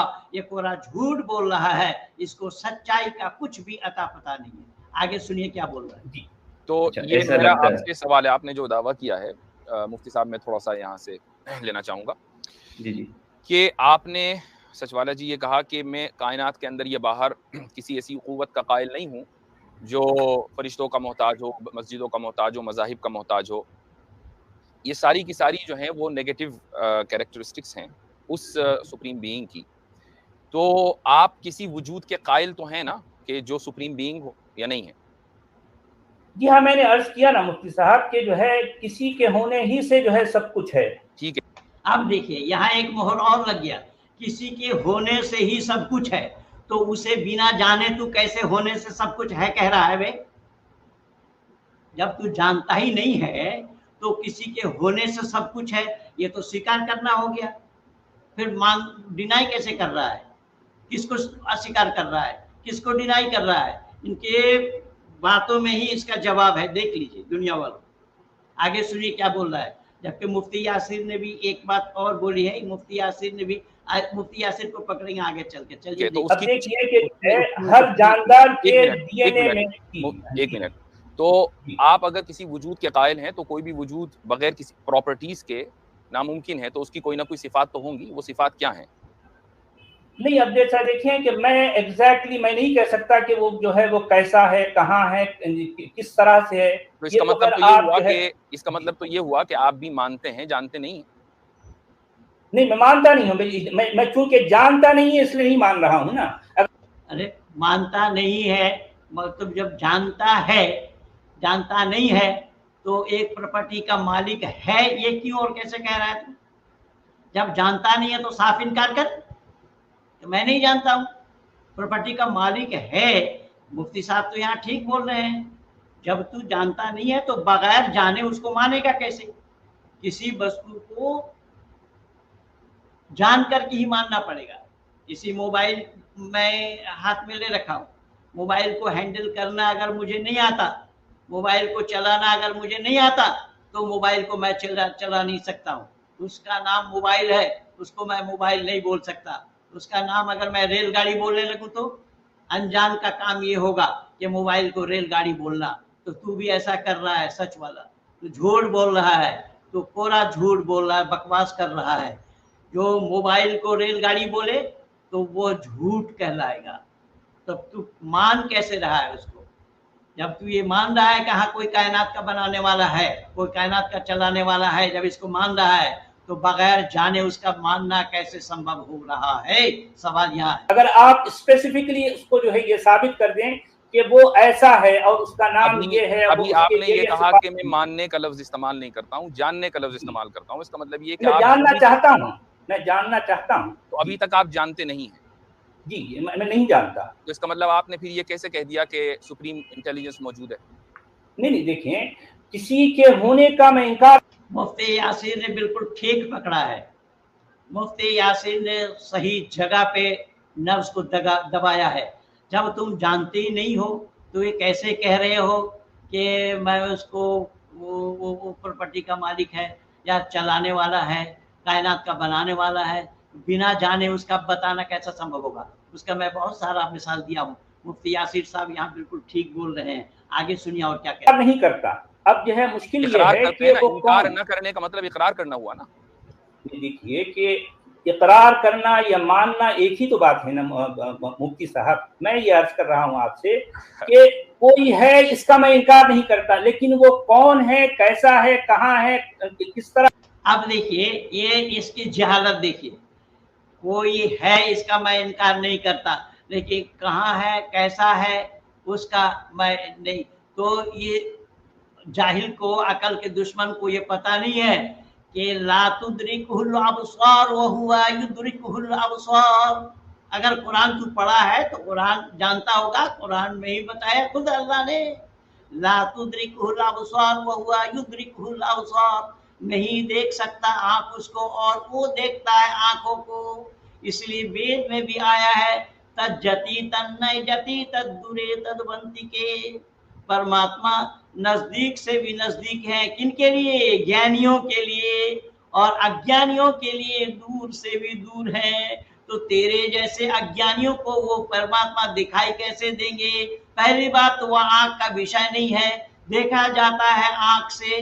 आंख का विषय होगा देखने का, तो आंख का विषय वो नहीं है, इसलिए देखा जाना संभव नहीं है। वो तो बहुत दूर की बात है। तू जो बात कर रहा है, इस स्टूडियो में तू पहुंचा है, तो यहाँ पर बता कि तेरे शरीर में रूह है, आत्मा है, तब तू बात कर रहा है। क्या उस रूह को तूने देखा है अपने आंख से? नहीं देखा, तो फिर क्यों मान रहा है उसे? रूह को देखे बगैर उसका मानना क्यों और कैसा संभव हो रहा है? वेद में यही बताया है। वेद ने कहा है कि वो परमात्मा जति न ए जति, ये वो नजदीक भी है और दूर भी है। और दूर किनके लिए है? जो अज्ञानी है, उन अज्ञानियों के लिए परमात्मा दूर है, और ज्ञानियों के लिए नजदीक से नजदीक है। जैसा हमारा शरीर का ये आंख है, आंख के ऊपर पर्दा पड़ा हुआ है, पलक पड़ा हुआ है। इस पलक को देखने के लिए हमें शीशा का सहारा लेना पड़ता है। तो इस आत्मा को भी शीशा बनाना पड़ेगा उसको देखने के लिए। तुम मूर्ख लोग हो, तुम लोगों को इसीलिए जानकारी नहीं हो पा रही है। इसकी जानकारी ना कुरान में है, ना बाइबल में है, ना किसी और ग्रंथों में पाओगे सिवाय वेद के। हिंदू घराने के लोग वेद को जानते हैं, और वेद को जानने के कारण हिंदू घराने के लोगों को बखूबी मालूम है कि परमात्मा आंख का विषय नहीं है, परमात्मा देखने की वस्तु नहीं है। परमात्मा को एहसास किया जा सकता है, एहसास किया जाता है। इसलिए आगे देखिए और क्या बोल रहा है। ये मैं नहीं जानता, तो आप उसका नाम क्या है मैं नहीं जानता। जिस वजूद को आप मान रहे हैं उसको मानना तो कहेंगे ना? नहीं, मैं मानना तो उस वक्त होता जब मैं जान लूं। अगर आप मुझे ये बता दें कि वो ऐसा, तो बिना जाने उसका मानने का शब्द क्यों आ रहा है? कैसे आ रहा है? जब उसको तू जानता ही नहीं है तो मानने का शब्द क्यों ला रहा है अपनी जुबान में? क्यों अपनी जुबान को उस परमात्मा के सानिध्य में ला करके परमात्मा की मर्यादा पर लांछन लगाना चाह रहा है? जब तू मान रहा है तो प्रॉपर्टी का मालिक है कोई, कायनात का मालिक है कोई, कोई चलाने वाला है, जब खुद कह रहा है, तो फिर जानता नहीं या बिना जाने क्यों और कैसे मान रहा है? ये पूरा झूठ बोल रहा है, बकवास कर रहा है। ऐसा है तो ठीक है, मैं जानने की जो है मतलब जब ये सिलसिला को नहीं मानते भाई, दो ही बातें तो या तो मानेंगे या नहीं मानेंगे। नहीं, अब अगर आप ये फरमाते हैं कि मैं मानता हूं, तो फिर आप ये कहेंगे उसका नाम क्या है, क्या उसकी कोई किताबें हैं, क्या उसका, तो हर बात ये सिलसिला चल पड़े ना। जब सवाल पहले की बुनियाद पर हो रहा है तो ये तो सारे क्वेश्चन फितरी हैं, ये तो नेचुरल है ना। नहीं देखिए मोहतरम, कि आप ये कह रहे हैं कि वो जो भी सुपर इंटेलिजेंस है, तो वो आप किस बुनियाद पर मानते हैं? आप अपनी बात रखिए ना, मैंने तो जो कहना था कह दिया। नहीं, आपने, अब आप बताइए। आपने ठीक है, मैं गलत कहा, ठीक है, मैं जो भी बात होगी वो दलाइल की बुनियाद पर होगी, क्योंकि कुरान और रीजनिंग दोनों अल्फाज हैं, तो रीजनिंग भी सही होनी चाहिए और कुरान की तालीम भी सही होनी चाहिए। पहले तो आप कुरान को लेके आएंगे ना। देखिए, मैं आपसे अर्ज कर रहा हूँ, नहीं, आपने एक दावा किया कि सुप्रीम, नहीं दावा नहीं है कोई भी मेरा। चलिए, आपने एक लफ्ज बोला कि सुप्रीम इंटेलिजेंस मौजूद है। मैंने पूछा कि कोई भी वजूद बगैर प्रॉपर्टीज और सिफात के नहीं होता, तो आप मुझे उसकी कुछ सिफात बता दीजिए। आप ये कह रहे हैं कि मैं नहीं जानता, तो फिर आप मानते कैसे हैं? इसका मतलब ये हुआ कि आप तो हमेशा ये दावा करते हैं कि उसकी सिफात ये है, मानता नहीं हूँ, मैं मोमिन नहीं हूँ, मैं सिर्फ जानने वाला हूँ। तो यहाँ तो आप मुफ्ती यासिर साहब यहाँ बिल्कुल सही नब्ज पकड़े हैं। इसके जो नब्ज दबाए हैं बिल्कुल सही जगह पे दबाए हैं और बिल्कुल सही बोल रहे हैं मुफ्ती साहब। लेकिन इसके पास अकल नाम की कोई चीज हो तब तो ये जवाब दे। इसके पास अकल नाम की कोई चीज ही नहीं है। ये अपने को फन्ने खा माने बैठे हैं, जबकि ये जानता कुछ भी नहीं है। आगे सुनिए क्या बोल रहे हैं। आप मानने वाले निकले। देखिए, मैंने जो अर्ज किया आपसे कि मैंने जो कुछ कहा, जाहिर बात है अगर आप उसको नेगेटिव ले रहे हैं या पॉजिटिव ले रहे हैं, मैंने कहा कि वो किसी इस तरह का मोहताज नहीं है जिस तरह से हम समझते रहे हैं। ये मैंने अर्ज किया आपके सामने। अब आप अपने जो है किसी को भी आप साबित करें, तो आप अब ये जो है आप ये बात मुफ्ती साहब एक मिनट, मैं सचवाला जी की चाहता हूं कि उनका दावा बिल्कुल क्लियर होकर सामने आ जाए। सचवाला जी, आप फरमा रहे हैं कि उन्हें जो सुप्रीम इंटेलिजेंस है, लेकिन सुपर इंटेलिजेंस वो मौजूद है, लेकिन उसके बारे में मालूम नहीं कि उसका नाम क्या है, सब कुछ ये ठीक है, लेकिन आप साथ में उस पर एक हुक्म भी लगा रहे हैं, और वो हुक्म ये है कि उसको कोई मोहताज नहीं है किसी चीज का, मज़हब का मोहताज नहीं। तो फिर इसलिए जरूरी ये हो गया कि आप तो उसे जानते भी हैं और मानते भी हैं। आपका दावा, मैं ये लिखना चाहूंगा कि आपका दावा जो है वो सुपर इंटेलिजेंस का, जिसे आप इस तौर पर मानते हैं कि जो ये है, लेकिन उसके बारे में आपको इल्म नहीं है, आपका दावा ये है। अच्छा ठीक है, जो है अगर मैं इसको यहाँ ये भी कहूँ कि मुझे इल्म नहीं है, तो अब आप हजरात क्योंकि स्कॉलर्स हैं उस बारे में इल्म दीजिए। मैं यहाँ इसीलिए तो यहाँ हाजिर हुआ हूँ ना। यानी आप एक तरफ ये कहते हैं अभी कि सुपर इंटेलिजेंस मौजूद है, लेकिन वो फला की मोहताज नहीं है। इसका मतलब ये कि आप कुछ ना कुछ इल्म, यहाँ ये जितना मैं समझ चुका हूँ अब तक, मैंने अपनी बात कह दिया। अब आप अपनी बात रखिए ना। मैं अपनी बात रखूंगा, लेकिन आपकी बात जब तक क्लियर नहीं होगी मैं अपनी बात नहीं रख सकता, क्योंकि मैं अपनी बात आपकी बात की रोशनी में रखूंगा ना। अगर आपकी बात मैंने तो कह दिया ना। देखिए, मैं जितना समझ चुका हूँ, आप देखें दो तरफ रहे, आप दोनों तरफ चल रहे हैं, दो कश्ती के सवार हैं। या तो आप ये कहिए कि सुपर इंटेलिजेंस मौजूद नहीं है, नहीं मैं ऐसा नहीं कहा ना, सुनना, या ये कहें कि मौजूद है तो उसकी ये क्वालिटीज हैं। नहीं भाई, मैं कैसे, देखिए वो सुपर इंटेलिजेंस जैसा भी है कि हम उसको क्या अपनी जो है अपनी हिस्सियात से उसका इहाता कर सकते हैं। नहीं, एक मिनट, हम यहाँ इसकी बात ही नहीं कर रहे हैं, तो रीजनिंग की बात हो रही है। रीजनिंग से तो हम समझ सकते हैं ना।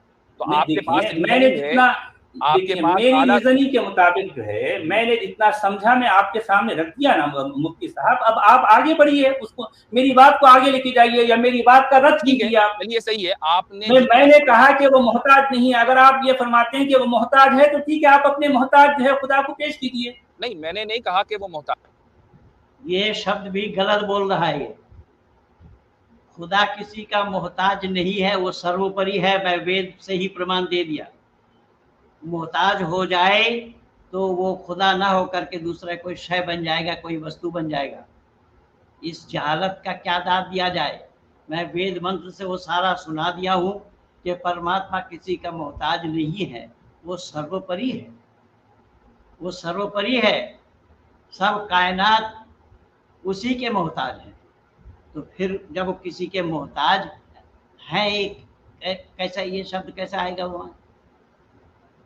देखिए और क्या बोल रहा है। मैं तो आपसे ये पूछ रहा हूँ कि आपने खुदा की या सुप्रीम इंटेलिजेंस की जो नेगेटिव कैरेक्टरिस्टिक्स हैं वो जिक्र की हैं। कोई भी चीज अपनी नेगेटिव कैरेक्टरिस्टिक्स से नहीं पहचानी जाती, पॉजिटिव कैरेक्टरिस्टिक्स से पहचानी जाती है। वो पॉजिटिव कैरेक्टरिस्टिक्स क्या है? ठीक है मोहतरम, मैंने नेगेटिव बताया ना, तो आप पॉजिटिविटी बताइए। मैं आपसे ये सवाल आपके हाथ में है। मैं आपसे ये सवाल करता हूँ कि क्या वो सुप्रीम इंटेलिजेंस कादिर मुतलक हो सकती है या नहीं हो सकती? नहीं, मैं नहीं जानता। आप जो कुछ जानते हैं आप बताइए, मैं आपके पास यहाँ जानने के लिए आया हूँ। नहीं, आप जानने के लिए नहीं, बल्कि आप डिबेट करने के लिए आए हैं। आपने डिबेट के उसूल पर होगी। अगर जानने ये बोल रहे हैं कि मैं जानने के लिए आया हूँ, अगर ये जानने के लिए आए हैं तो फिर मुनाजरा शब्द कहाँ से हो जाएगा? मुनाजरा शब्द का लगना क्यों और कैसा संभव होगा? मुफ्ती यासिर साहब के पास आप क्लास लगाइए, मैं आपसे जानने के लिए आऊंगा, ये बात होती। तू मुनाजरा करने के लिए आया है, तू अपने विद्वता दर्शाने के लिए आया है, फिर बकवास किया जा रहा है, झूठ बोल रहा है। अब देखिए इसकी कितनी झूठ को मैं पकड़ लिया, कितना झूठ बोल रहा है ये, इतना झूठ मक्कार आदमी, और फिर अपने को सच वाला बोल रहा है। इससे पूरा झूठ और क्या हो सकता है? जब मुफ्ती साहब हम जानते कुछ भी नहीं जानते, आपसे जानकारी लेने के लिए आए, जब कुछ भी नहीं जानते जानकारी लेने के लिए आया हूँ, तो शागिर्द बन करके घुटना टेक करके जमीन में बैठो तब तो जानकारी दी जाएगी। तुम अक्कड़बाजी भी दिखा रहे हो और बता रहे हो मैं जान नहीं रहा हूँ। ये दोनों बातें कैसे संभव होगा? आगे सुनिए क्या बोल रहे हैं। तो मुफ्ती यासिर साहब देखिए आप मत बोलिए यार, मुफ्ती फजल हमदर्द साहब बोल रहे थे तभी तो आप उनको बोलने दिए। मैं तो आप मतलब आप डिबेटर हैं या नहीं, डिबेट नहीं, ये बात जो है सर्कुलर मोशन पे जा रही है, रुक जा रही है, आगे नहीं बढ़ रही है, इसकी वजह से मैं बीच में कोई साहिल सच वाला जी को चाहिए कि अपना दावा तो क्लियर कर देना अभी। यानी ये देखिए जाहिल इसीलिए कहा गया, मैं उस समय भी जाहिल ही बोला था, ये आगे नहीं बढ़ रहा है तो आगे बढ़ेगा कहाँ से? एक अनजान आदमी, अनभिज्ञ आदमी जिसको बिठा दिया है मुनाजरा के लिए, डिबेट के लिए, शास्त्रार्थ के लिए, वो खुद कह रहा है मैं नहीं जानता हूँ, तो आगे बढ़ेगा कहाँ से? सवाल करने के लिए सवाल जानना पड़ेगा ना, सवाल जाने बिना सवाल करेगा कैसे? तो ये सब जाहिल लोग इकट्ठा हुए हैं। मैं उस दिन भी बोला था, मिर्च लग गई थी लोगों को, लेकिन ये कह रहा है कि आगे नहीं बढ़ रहा है। आगे बढ़ाने के लिए बोलो ना अपने अब्बा हुजूर को, आगे बढ़ाते क्यों नहीं है? आगे बढ़ाने के लिए बोलो उन्हें, वो क्यों नहीं बढ़ा रहे हैं? सच का ठेका लिए हुए हैं। तो क्लियर किया ना कि वो उनको ऐसा लगता है उनके मुशाहिदे से कि हो सकता है कि कोई सुप्रीम इंटेलेक्चुअल बीइंग है, लेकिन वो उसके बारे में नहीं जानते। लेकिन उस साथ में ये भी तो कह रहे हैं कि उन्हें किसी मजहब की मोहताज नहीं है वो खुदा। हाँ, तो इसका मतलब है कि ये वो जानते हैं, उस पर हुक्म भी लगा रहे हैं ना। किसी चीज के बारे में अगर हम जाने नहीं तो कैसे हुक्म लगा सकते हैं कि वो ऐसा नहीं है? अरे भाई, हुक्म लगाना शब्द तो तब जानेगा जब कोई मुफ्ती होगा, जब कोई फिका और सुल्लम पढ़ेगा। तो ना ये फेंका पड़ा है ना ये फाका पड़ा है, ये तो फाका पड़े हुए आदमी आए हैं, उनको लिए आप डिबेट करने के लिए, वो कहाँ से जानेगा? जो आप ये शब्द लफ्ज इस्तेमाल कर रहे हैं, हुक्म लगा रहे हैं, तो हुक्म लगाना शब्द तो तब आएगा ना जब कोई फिका पढ़ेगा, जब कोई मंतिक पढ़ेगा। तो ये उससे खाली है, वो कहाँ से बोल पाएंगे? हाँ, तो ये नहीं कहा है ना। अगर मैं आपसे ये अर्ज कर रहा हूँ कि देखें, मैंने ऐसा कहा कि वो किसी मजहब का मोहताज नहीं है, तो अगर आप ये साबित करें कि वो किसी मजहब का मोहताज है तो आप कीजिए ना। तो मेरे नजदीक वो मोहताज नहीं है। अगर आप समझते हैं कि वो मोहताज है तो ठीक है, आप साबित कीजिए। मोहताज खुदा को मोहताज साबित कीजिए ना। आपको मैं रोक नहीं रहा हूँ ना, बल्कि मैं आपसे बार बार ये अर्ज कर रहा हूँ मोहतरमीन, देखिए मैंने तो उसको मोहताज नहीं कहा। अगर आप समझते हैं कि वो मोहताज है तो ठीक है, आप अपने मोहताज खुदा को साबित कीजिए। नहीं, ये किसी ने कह दिया कि हम मोहताज खुदा को मानते हैं? अच्छा ठीक है भाई, मोहताज है या गैर मोहताज है, जो भी आदमी सुपर इंटेलिजेंस को मानता है वो कभी भी उसके मोहताज होने का कायल नहीं हो सकता। तो आप अपने अल्फाज हमारे मुंह में डाल रहे हैं, ऐसा ना करें। अच्छा देखिए, पहली बात तो आप अपना दावा पेश करिए ना मुफ्ती यासिर साहब। मैंने जो अर्ज करना था कर दिया, अब आप अपनी बात रखिए।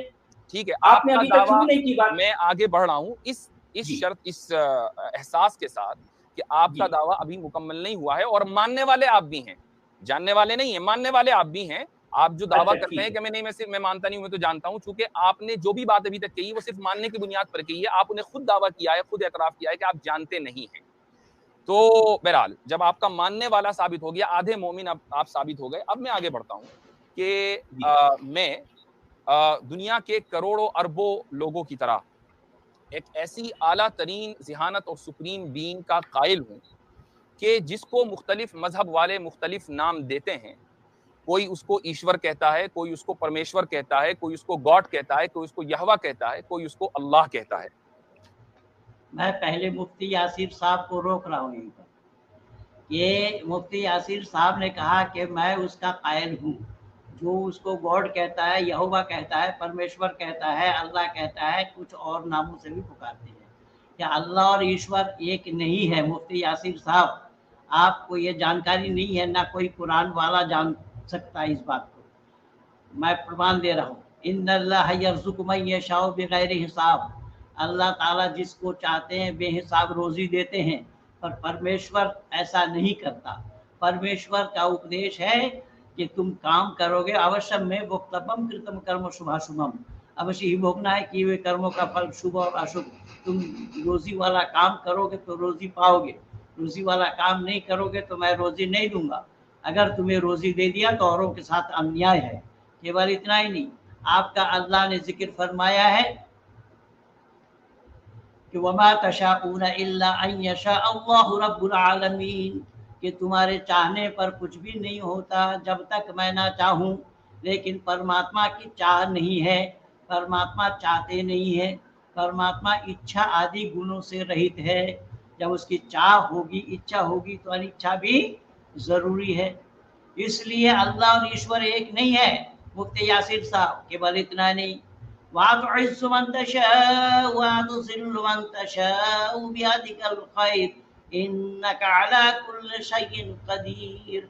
अल्लाह ताला जिसको चाहते हैं इज्जत देते हैं, जिसको चाहते हैं बेइज्जत करते हैं, क्योंकि वो कादिर मुतलक है। अल्लाह जिसको चाहते इज्जत देते, जिसको चाहते बेइज्जत करते हैं। अगर ये काम परमात्मा करे तो परमात्मा पर दोष लगेगा।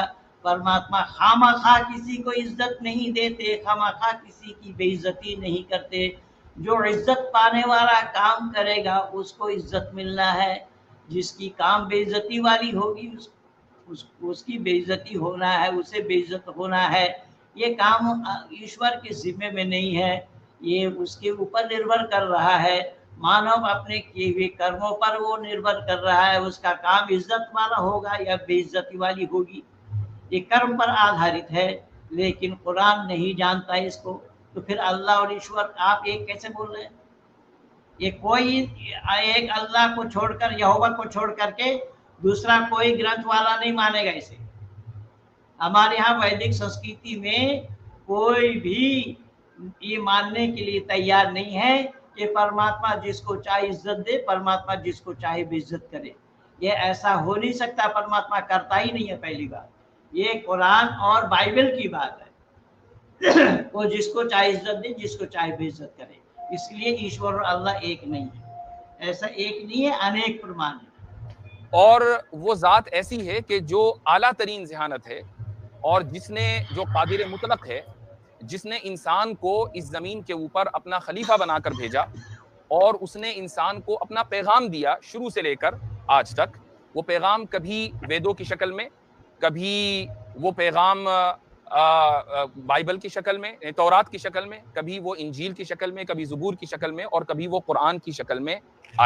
मुफ्ती यासिर भी यहाँ गलत बोल रहे हैं। मुफ्ती यासिर को भी पता नहीं है कि वो कुरान की शक्ल में, वेद की शक्ल में, और किसी और किताब की शक्ल में, तब तौरात, ज़बूर, इंजील की शक्ल में, ये संभव ही नहीं है। और वो परमात्मा हमारे यहाँ उसका ज्ञान परिपूर्ण है, उसका ज्ञान पूर्ण है।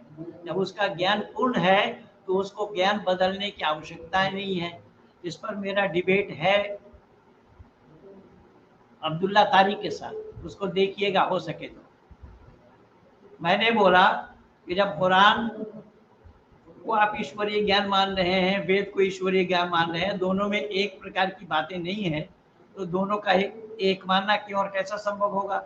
तो बोले वेद को मैं प्रथम ज्ञान मानता हूँ और कुरान को अंतिम ज्ञान मानता हूँ। तो मैंने कहा प्रथम ज्ञान में कौन सी बात की कमी आ गई थी, कमी रह गई थी जो बाद में पूरी की? तो परमात्मा का ज्ञान पूर्ण होगा या पूर्ण, इसी में ही उखड़ गए। मुफ्ती यासीर भी नहीं जान रहा है, मुफ्ती यासीर भी यही बोल रहा है। हालांकि इसका तो मैं जवाब दे रखा पहले ही, तो जवाब सुनने के बाद ही उसका सर्जिकल स्ट्राइक बनाना बंद हो गया। मैं निवेदन कर रहा हूँ कि ये सब मन गणत बातें हैं जो अल्लाह प्रतिनिधि भेजता है, जो अल्लाह प्रतिनिधि भेजता है जहाँ अल्लाह खुद नहीं पहुँचते हैं, जहाँ अल्लाह खुद पहुँचते हैं, जो हर शय में मौजूद है, उसे हाजत भी क्या है?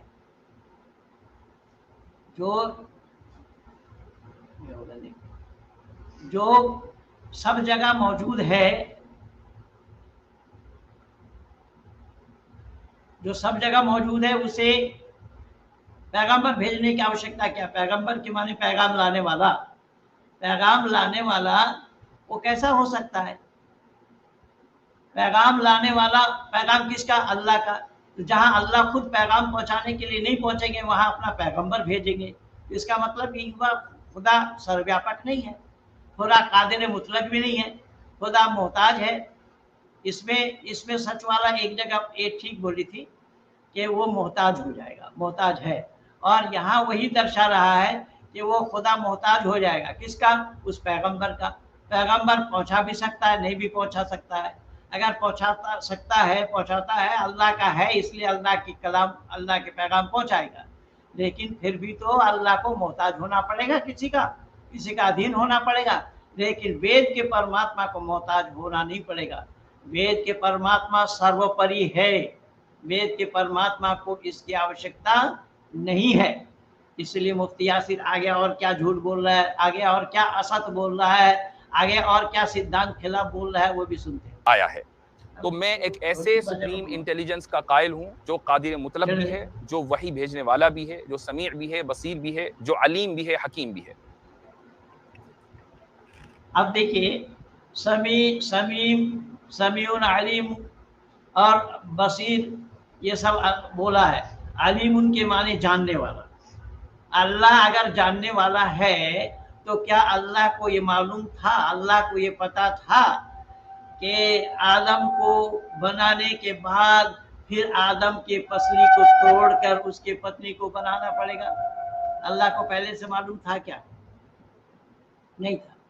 अब बाया पसली के हड्डी को तोड़ करके उसके पत्नी को बनाया, बिना हॉस्पिटल, बिना नर्सिंग होम, बिना दवा दारू, बिना सर्जिकल, बिना सर्जन के ये काम होना क्यों और कैसा संभव होगा?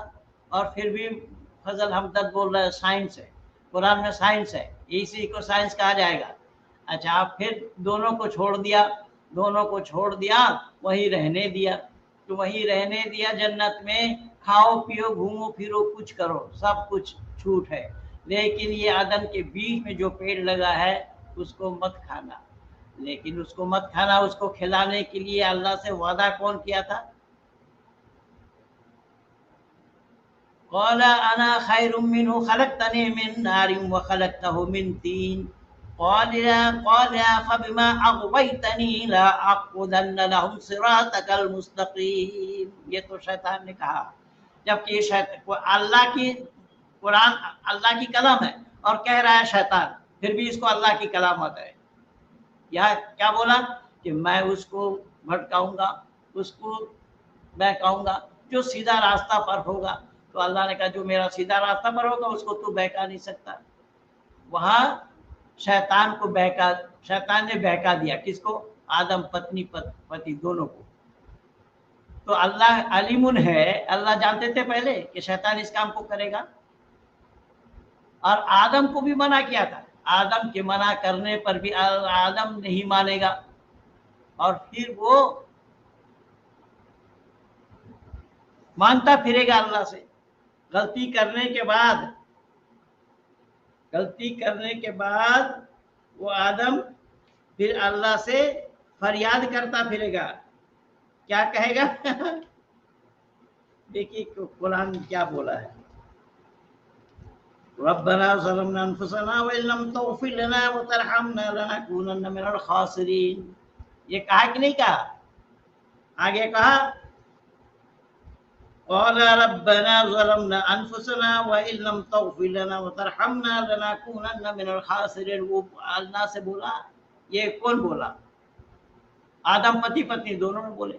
तो जब आदम पति पत्नी दोनों ने बोले, कलाम अल्लाह का है, अल्लाह की कलाम वो लोग कैसे बोल रहे हैं? और ये अल्लाह से फरियाद कर रहे हैं कि हम अपने ऊपर हमने जुल्म किया है, तेरे सिवा और कोई नहीं, तू हमें माफ कर दे। ये कहा जा रहा है। तो फिर अल्लाह जानता था कि नहीं? अलीमुन है, अल्लाह काहे का आलिम है, काहे का जानकार है भाई? मुफ्ती यासीर साहब, मुफ्ती यसीर नदीम अल-वाजदी साहब, अल्लाह किस चीज का जानकार है? जन्नत से निकालना पड़ेगा, अल्लाह को जानकारी थी। आदम को, शैतान को जन्नत से निकालने के बाद शैतान फिर दोबारा जन्नत में घुस करके फल खिलाएगा, ये अल्लाह को जानकारी थी। अच्छा, अब वहाँ देखिए और तमाशा देखिए कुरान का। कुरान को इसलिए तो मैं दो टुक में बोल रखा हूँ कि कुरान को कलामुल्लाह सिद्ध करना उतना ही कठिन काम है जितना कि अंधकार में प्रकाश को ढूंढना। यहाँ क्या बोला? और यहाँ और बोला कि जन्नत में खाने पीने की छूट थी, खाया पिया, खूब किया, खूब घूमते फिरते रहे, उनको रफा हाजत की आवश्यकता नहीं थी, पेशाब पखाना की जरूरत नहीं थी, शरीर वही था, शरीर वही था। अब मानव शरीर में 9 छिद्र होते हैं, मानव शरीर में 9 छिद्र होते हैं, 2 आंख, 2 कान, 2 नाक, 1 मुंह और मलमूत्र करने की जगह। ये 9 छिद्र मानव शरीर के होते हैं। अब वहाँ मानव बताया जा रहा है, तो मानव शरीर में छिद्र नहीं है तो वो कैसा काम कर पाते थे? रफा हाजत कहाँ से होती थी? अच्छा, फिर उसी शरीर में ही आदम को पति पत्नी दोनों को दुनिया में भेजा। तो दुनिया में भेजा तो फिर वहाँ पकाने की आवश्यकता पड़ी, संतान उत्पत्ति करने की आवश्यकता पड़ी। तो शरीर में छिद्र कैसे हुआ? उसका पीरियड कौन सा है? किस समय अल्लाह ने शरीर में छिद्र बनाया? मुफ्ती यासिर साहब सवालों के घेरे में है। अल्लाह, अल्लाह की कलाम और मुफ्ती यासिर, मुफ्ती फजल हमदर्द, कुरान के मानने वाले, ये सारे सवालों के घेरे में है। जरा आप बराए मेहरबानी बताइए कि उस शरीर में छिद्र कब बनाया गया था जो संतान उत्पत्ति की उन लोगों ने? या अल्लाह को जानकारी थी कि नहीं? या अल्लाह जानते थे कि नहीं? केवल इतना ही नहीं। आइए मुफ्ती यासिर साहब और क्या कह रहे हैं और भी सुनते हैं। क्या आप बात हो गई आपकी मुफ्ती जी, साहब? मेरा दावा मुकम्मल हो गया। ठीक है। अच्छा, तो अच्छा, उसका कोई मखसूस नाम भी है? मैंने बताया ना कि कोई उसको अल्लाह कहता है, कोई उसको ईश्वर कहता है, कोई परमेश्वर कहता है, कोई गॉड कहता है, कोई यहोवा कहता है। जबकि मैं इसका मना कर दिया कि यहोवा, परमेश्वर, गॉड, अल्लाह ये सब बराबर नहीं है। इसका भेद मैंने आप लोगों के सामने खोल दिया है और हिंदू इसलिए जानता है। ये तो हमें पाठ गलत पढ़ाया गया। रघुपति राघव राजा राम पतित पावन सीताराम ईश्वर अल्लाह तेरो नाम सबको सम्मति दे भगवान, ये पाठ गलत पढ़ाया गया। इस पाठ के गलत पढ़ाने से आज भारत के हिंदू परेशान हैं, इस गलत पाठ को याद करने से। इसीलिए हिंदुओं को मुसलमान बनने से ये रोक रहा है। ये खुद नहीं जानता है, खुद बना कुछ नहीं और वो रोक रहा है।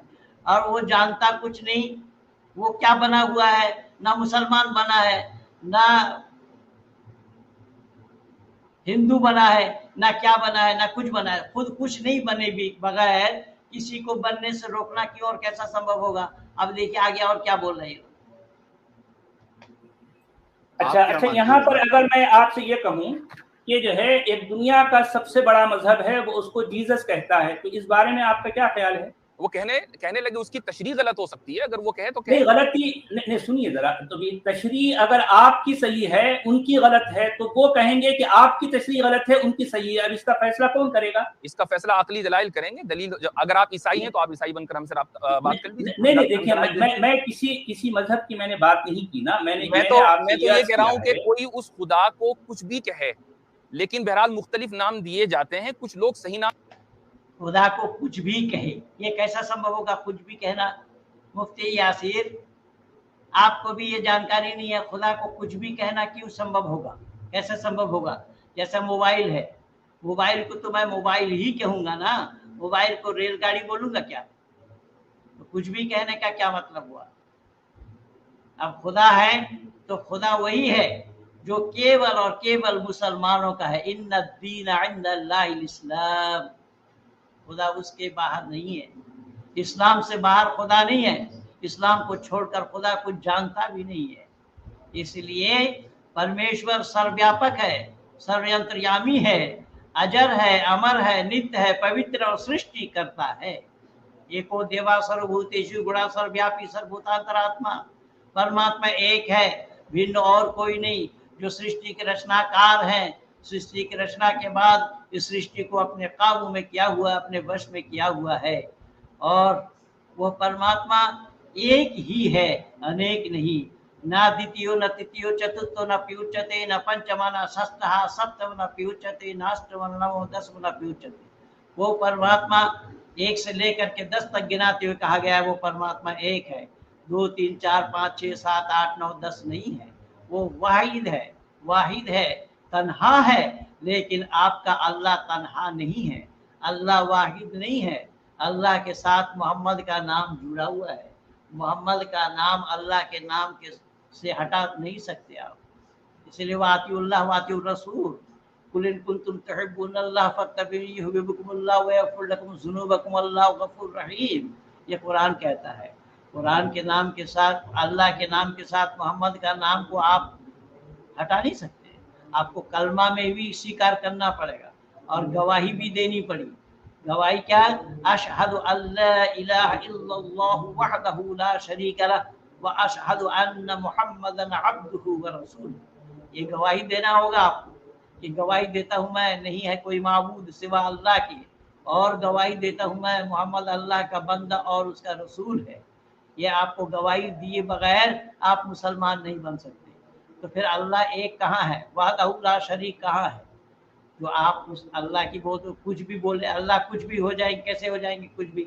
जो वस्तु जैसा है उसको वैसा ही बोलना, जानना, मानना, ये है मानवता, ये है इंसानियत।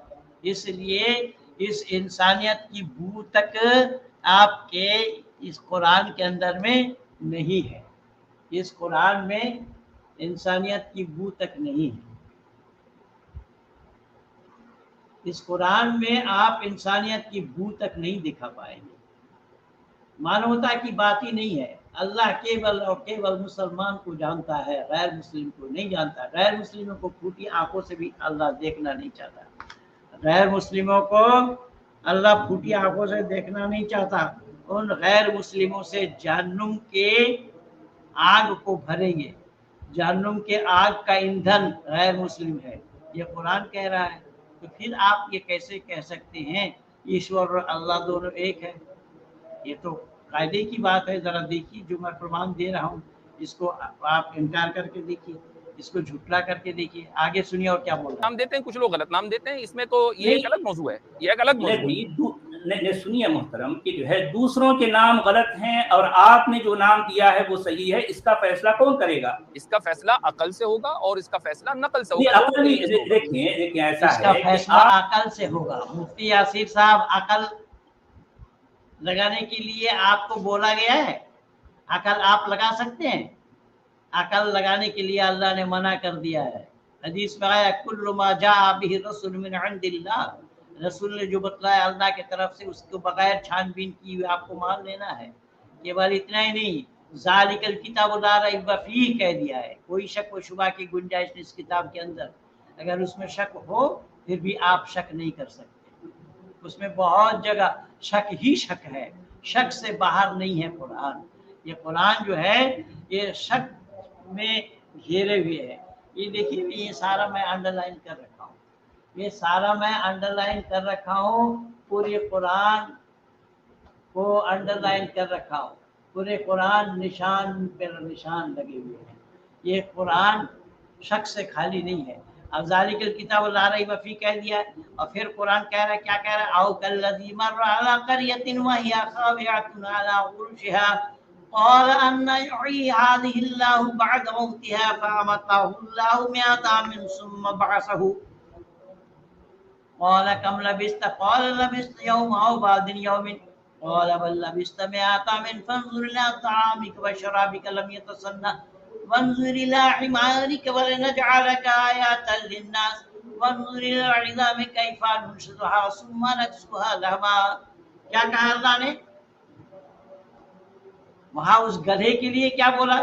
गधे का कंकाल बन गया 100 साल में, और 100 साल में जो खाने पीने का सामान रखा था वो बिल्कुल तरोताजा रहा, सड़ा गला नहीं।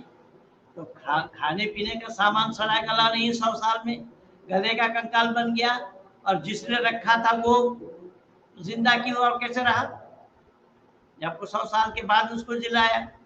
ये सब संदेह के घेरे में है। ऐसे ही कि नहीं, वहां पैगंबर सुलेमान भी लाठी टेक कर खड़े थे, लाठी में दिमक लग गया, तब भी वो नहीं गिरे। ये सब कुरान संदेह के घेरे में है। कहाँ कहाँ मैं बोलूंगा, जहां हाथ लगाएंगे वही जख्म है। आप कुरान को नहीं बता सकते कि कुरान सच के दायरे में है। कुरान सच के दायरे में नहीं है, सच के दायरे में आप नहीं ला सकते कुरान। मुफ्ती यासिर और क्या बोल रहा है सुनिए। आप जो अकल से फैसला करेंगे, सामने वाला जो मजहब है, ये सामने वाले जो मानने वाले हैं, वो आपकी बात को गैर अकली कहते हैं। अब इसका मैं आपसे बार बार यही अर्ज कर रहा हूँ कि इसका फैसला कौन करेगा? तो फिर तो इस दुनिया में किसी चीज के ऊपर बात ही नहीं हो सकती, क्योंकि आप हर चीज को जब कोई भी इसीलिए तो नहीं होगी ना आज तक, इसीलिए तो मज़ाहिब आप आज तक आपस में एक दूसरे पर मुत्तफिक नहीं हुए ना। ये चीज खाली मज़ाहिब के साथ कहाँ है? ये तो साइंस के अंदर भी है। साइंस में क्या हर चीज हम अभी साइंस की बात नहीं कर रहे ना मेरे मुहतरम, हम तो ईसाइयत की बात मजहब की तो बात कर रहे हैं ना। आप अगर ईसाई हैं तो आप ईसाइयों की तर्जुमानी करें, बात अलग है। फिलहाल तो आप ईसाई नहीं कर रहा हूँ। देखिए मैंने तो देखिए यहाँ पर आपने ये कहा कि किसी भी चीज के ऊपर इत्तेफाक नहीं हो सकता अकली दलाइल के ऊपर, तो मैं कहता हूँ कि साइंस में भी इत्तेफाक नहीं है, तो आप साइंस आप उसको अल-इल्मुर रशीद कहते हैं। देखिए अभी फिलहाल जो है जो मौजू है उस पर हम बात करेंगे। इसमें अगर आप मौजू पर आप जा रहे हैं ईसाइयत पर, भाई मैं तो सच वाला जी मुफ्ती साहब, मुफ्ती फजल अहमद साहब, यहाँ पे असल में बात साइंस की क्यों आ रही है? क्योंकि अगर साइंस का हवाला दिया जाए तो जो प्रूव फैक्ट्स है उसमें भी इख्तिलाफ है क्या? नहीं, बिल्कुल हम ये मौजू के ऊपर लाना चाहिए, दोनों मौजू के ऊपर बात करें। सचवाला जी, जो आपका जो दावा है इस हवाले से जो आपने पेश किया है, देखिए मैंने किया, मैंने कुछ समझा, मैं आपके सामने रखा, यानी कहते हैं कि गलत है, कहते हैं आप उसको कहते हैं कि मैंने जो कुछ कहा गलत है, कुछ भी नहीं कहा, आप अपनी सही बात कही। आप तो जलेबी बना रहे हैं। आपको मैं पूछता हूँ कि मानते हैं कि नहीं मानते, मैं कहता हूँ जानते तो नहीं जानते। इस चीज को मैं गलत कहूँ? आप तो कुछ कह ही नहीं रहे हैं। तो मैंने तो कह दिया ना मोहतरम, आप अपने अल्लाह को साबित कीजिए। मैं आपसे बार बार ये अर्ज कर रहा हूँ, आप अपने अल्लाह को जो ठीक है उसको साबित कीजिए। सच वाला जी, कैसे है? मैंने अपना सच वाला जी सुपर इंटेलिजेंस है, मैंने अपना दावा किया है। अगर आपको इस दावे के ऊपर ये अल्लाह को साबित कीजिए ये बतला रहे हैं। अल्लाह को साबित करने के लिए एक छोटा सा उदाहरण मैं ये बतला रहा हूँ। इस सच वाला से पूछिए कि तुम अपने पिता को साबित करो, जिसे तुम पिता कहते हो उसको साबित करो। वो कैसे साबित करेंगे? क्या इन्हें बनाते हुए खुद देखा था? देखा जाना संभव नहीं है। इसलिए परमात्मा भी आँख का वस्तु नहीं है, आँख का विषय नहीं है। मैं पहले ही वो बता दिया। इसलिए वेद में आया पश्य काव्य, मुझे मत देख, मेरी रचना को देख। ये जितनी भी प्रकृति है उस प्रकृति को देख करके ही उसका पता लगाना, उसका आभास होना ये है। और ईश्वर, प्रकृति और जीव, ये तीनों अनादि तत्व है। ये कुरान नहीं जानता, बाइबल नहीं जानता, और दुनिया वाले नहीं जानते। वेद को छोड़ करके कोई नहीं जानता। जहाँ तक अल्लाह की बात है तो मैं अल्लाह से ही भी दिखा रहा हूँ, वहाँ भी तीन चीज़ मौजूद है। अल्लाह ने आदम को बनाया, पहले लाया मिट्टी, मिट्टी लाया, मिट्टी है और रूह है। या अय्युहर रूह उदखुल फी हादिहिल जसद, ये कहा गया है, रूह उसमें डाली। तो मिट्टी, रूह और रूह डालने वाला कितना चीज हुआ?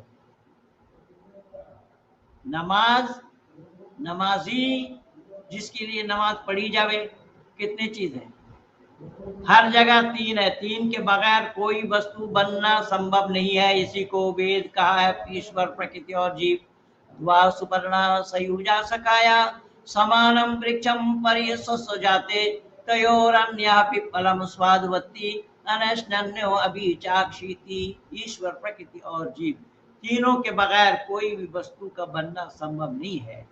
इसीलिए जब से परमात्मा है उस समय से ही जीवात्मा है, उस समय से ही प्रकृति है। प्रकृति को न तो परमात्मा ने नहीं बनाया और जीवात्मा को भी परमात्मा ने नहीं बनाया, लेकिन यहाँ अल्लाह रूह डाल रहे हैं आदम में। या अय्युहा रूह उदखुल फी हाज़िहिल जसद, ये कहा है अल्लाह ने। इसलिए सब बेतुकी बातें हैं। तो मैं आज वीडियो को लंबा न करता हुआ इस 40-41 मिनट तक ही मैं रोक रहा हूँ। मैं बोला मैं 3 भागों में दूंगा। ये सब सवालों के घेरे में है। ये जितने भी फन्ने खा कोई माने, सबके फन्ने खागिरी निकल जाएगा वेद के सामने में। वेद के सामने में कोई ना टिका है, ना टिक सकता है, ना किसी के लिए टिकना संभव है। इसीलिए महानुभावों, मैं आप लोगों से निवेदन कर रहा हूँ कि आप लोग, मैं बिना सूचना दिए आया और ये वीडियो तो पुराना ही था, लेकिन मैं समय न पाने के कारण इसका जवाब मैं नहीं दे पाया। इसका जवाब तो ऐसा ही माकूल जवाब में मैं बांध चुका हूं अब तक, और आगे भी और बांधता जाऊंगा। आप लोग देख करके हैरान रह जाएंगे कि क्या है। चंचल जी क्या लिख रहे हैं? नमस्ते पंडित जी, 10-15 लोगों को डिबेट के लिए चुनौती दिया हूँ, कोई स्वीकार नहीं कर रहा है। पंडित जी, जीवन भर आपका आभारी हूँ, आपकी ही देन से आज हमको चुनौती दे रहा हूँ। आज परमात्मा की कृपा बेटा, उसमें मेरी बात नहीं है, उसमें आपकी भी मेहनत है, आपकी भी मेहनत है। इसीलिए मगलदार जी का वीडियो नहीं सामने, उसमें आप लोगों की भी मेहनत है, मैं बताता हूँ बेशक, लेकिन आप लोगों का भी प्रयास है। आप लोग उसमें हाँ इसमें लगे। हाँ नमस्ते जी। इस लोगों का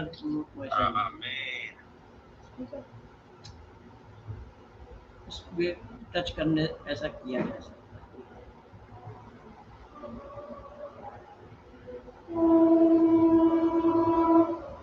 सऊदी अरबिया से, कुवैत से एक ने फोन करके बोला, क्या बोला, और ये बोला भाई मगललाल जी को, और मगललाल जी ने आज सुबह मेरे पास भेजा है, उसको मैं आप लोगों तक पहुंचा रहा हूं। देखिए यहाँ इन्होंने क्या बोला है, किस तरीके से बोला है, और मुसलमान बनने से बचा कौन रहा है? महेंद्र पाल आर्य बचा रहा है या XYZ कोई और बचा रहा है? इसको आप लोग खुद सुनिए। और अभी चंचल जी को आप सुन रहे थे, पंडित जी, गुरु जी आपकी मेहरबानी है, हमने जो कुछ भी सीखा है ये तो परमात्मा की ऐसी अनुकंपा है, हमारे बच्चे इस तरीके से तैयार हो रहे हैं। हाँ नमस्ते जी। सुनिए, मैं महेंद्र पाल आर्य का आपका वीडियोस कभी कभी देखता हूँ, हर संडे को।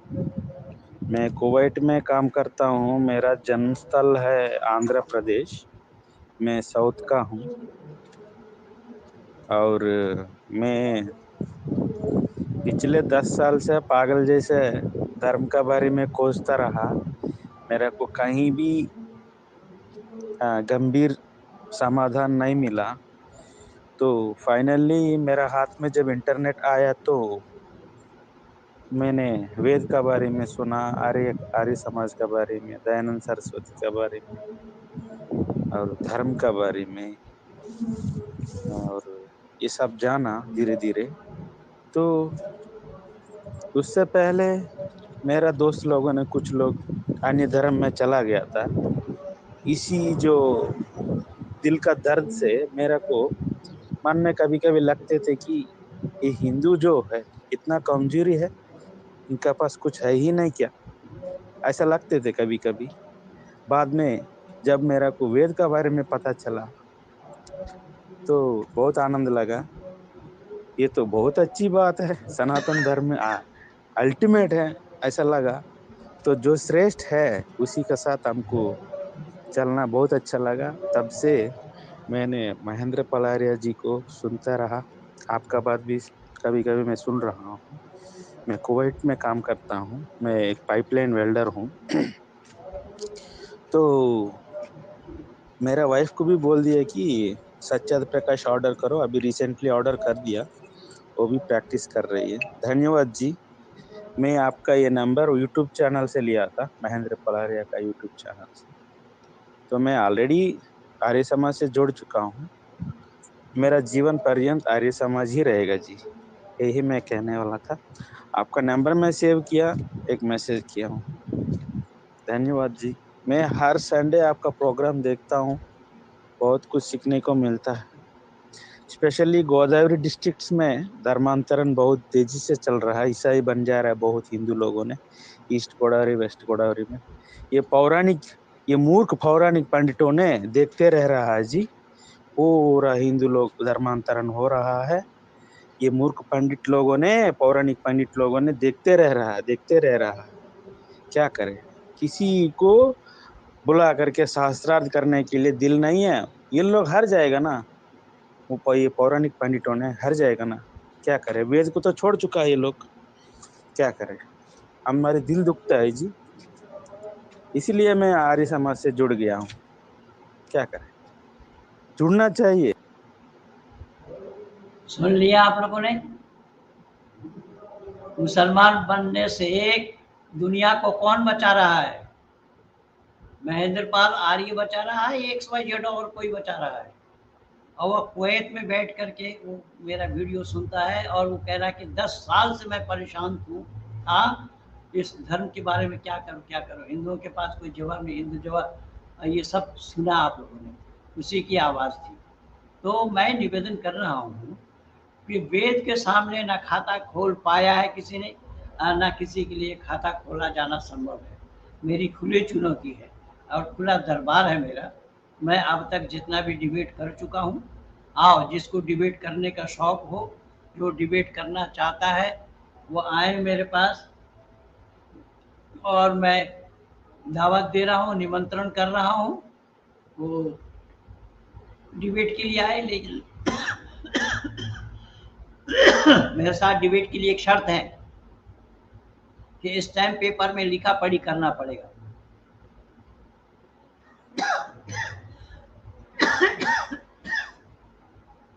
मैं हार गया तो उसका, वो हार गया तो मेरा।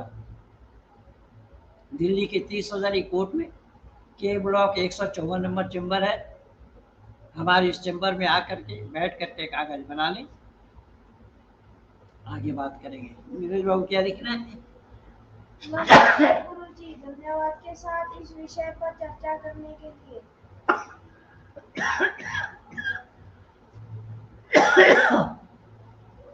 हमारे नीरज जी हमेशा हमें सहयोग करते हैं और इस सच्चाई से जुड़े हुए हैं, सच्चाई को देखते रहते हैं, सुनते रहते हैं, औरों को भी सुनाते हैं और मुझे धन्यवाद लिख करके भेजा है। नीरज जी को, आपको भी बहुत बहुत धन्यवाद। परमात्मा आपको और शक्ति दे, आप भी इसे सच्चाई के साथ आगे बढ़ें, परमात्मा आपकी सहायता करे।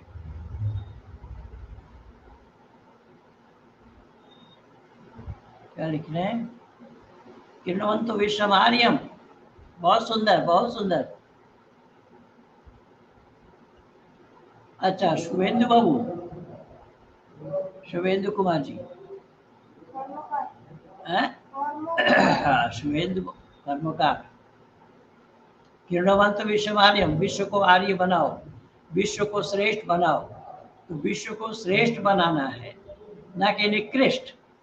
पर आज जाहिलों के चंगुल में लोग फंसते जा रहे हैं और जाहिलों के लिए लोग अपना तिजोरी भी खोल दे रहे हैं। जो ये क्या है क्या नहीं, सच्चाई से कोसों दूर है। मैं थोड़ा सा झलक दिखाया आप लोगों को, आगे 2 भाग और बना के दूंगा। आज मैं 41 मिनट उस भाग का लिया हूँ, वो 3 घंटे का वीडियो है, 3 घंटा 16 मिनट कुछ सेकंड है। मैं 3 भागों में आप लोगों को दूंगा।